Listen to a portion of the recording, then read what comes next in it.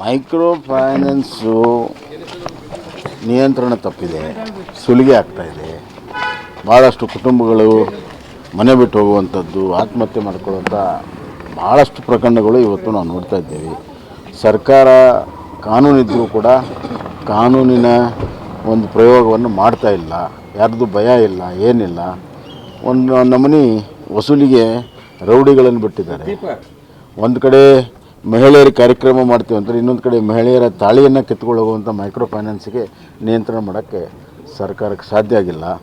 ಹಿಂದೆ ಕುಮಾರಸ್ವಾಮಿಯವರು ಮುಖ್ಯಮಂತ್ರಿ ಇದ್ದಾಗ ಈ ಥರ ಅತಿ ಹೆಚ್ಚು ಬಡ್ಡಿಗಳಿಂದ ಮಾಡುವಂಥದ್ದಕ್ಕೆ ಒಂದು ನಿಯಂತ್ರಣ ಕಾನೂನು ತಂದಿದ್ದರು.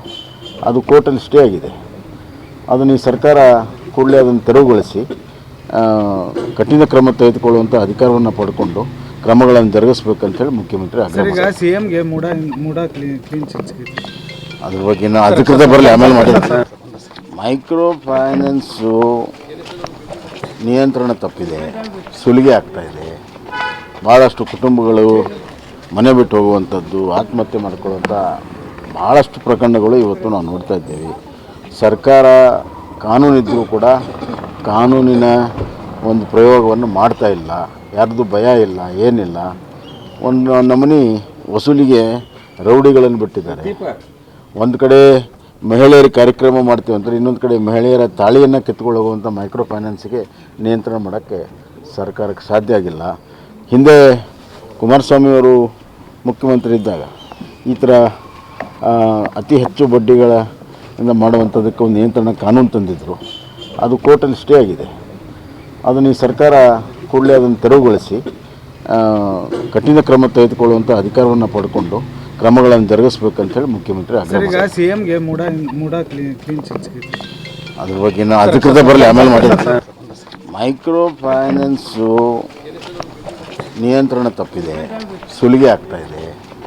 ಭಾಳಷ್ಟು ಕುಟುಂಬಗಳು ಮನೆ ಬಿಟ್ಟು ಹೋಗುವಂಥದ್ದು, ಆತ್ಮಹತ್ಯೆ ಮಾಡ್ಕೊಳ್ಳುವಂಥ ಭಾಳಷ್ಟು ಪ್ರಕರಣಗಳು ಇವತ್ತು ನಾವು ನೋಡ್ತಾ ಇದ್ದೇವೆ. ಸರ್ಕಾರ ಕಾನೂನಿದ್ದರೂ ಕೂಡ ಕಾನೂನಿನ ಒಂದು ಪ್ರಯೋಗವನ್ನು ಮಾಡ್ತಾ ಇಲ್ಲ. ಯಾರ್ದು ಭಯ ಇಲ್ಲ, ಏನಿಲ್ಲ. ಒಂದು ನಮೂನಿ ವಸೂಲಿಗೆ ರೌಡಿಗಳನ್ನು ಬಿಟ್ಟಿದ್ದಾರೆ. ಒಂದು ಕಡೆ ಮಹಿಳೆಯರಿಗೆ ಕಾರ್ಯಕ್ರಮ ಮಾಡ್ತೀವಿ ಅಂತಾರೆ, ಇನ್ನೊಂದು ಕಡೆ ಮಹಿಳೆಯರ ತಾಳಿಯನ್ನು ಕಿತ್ಕೊಂಡು ಹೋಗುವಂಥ ಮೈಕ್ರೋ ಫೈನಾನ್ಸಿಗೆ ನಿಯಂತ್ರಣ ಮಾಡೋಕ್ಕೆ ಸರ್ಕಾರಕ್ಕೆ ಸಾಧ್ಯ ಆಗಿಲ್ಲ. ಹಿಂದೆ ಕುಮಾರಸ್ವಾಮಿಯವರು ಮುಖ್ಯಮಂತ್ರಿ ಇದ್ದಾಗ ಈ ಥರ ಅತಿ ಹೆಚ್ಚು ಬಡ್ಡಿಗಳಿಂದ ಮಾಡುವಂಥದ್ದಕ್ಕೆ ಒಂದು ನಿಯಂತ್ರಣ ಕಾನೂನು ತಂದಿದ್ದರು. ಅದು ಕೋರ್ಟಲ್ಲಿ ಸ್ಟೇ ಆಗಿದೆ. ಅದನ್ನು ಈ ಸರ್ಕಾರ ಕೂಡಲೇ ಅದನ್ನು ತೆರವುಗೊಳಿಸಿ ಕಠಿಣ ಕ್ರಮ ತೆಗೆದುಕೊಳ್ಳುವಂಥ ಅಧಿಕಾರವನ್ನು ಪಡ್ಕೊಂಡು ಕ್ರಮಗಳನ್ನು ಜರುಗಿಸ್ಬೇಕಂತೇಳಿ ಮುಖ್ಯಮಂತ್ರಿ ಆಗ್ರಹ. ಸಿಎಂಗೆ ಕ್ಲೀನ್ ಅದ್ರ ಬಗ್ಗೆ ಇನ್ನೂ ಅಧಿಕೃತ ಬರಲಿ, ಆಮೇಲೆ ಮಾಡಿದ್ದಾರೆ.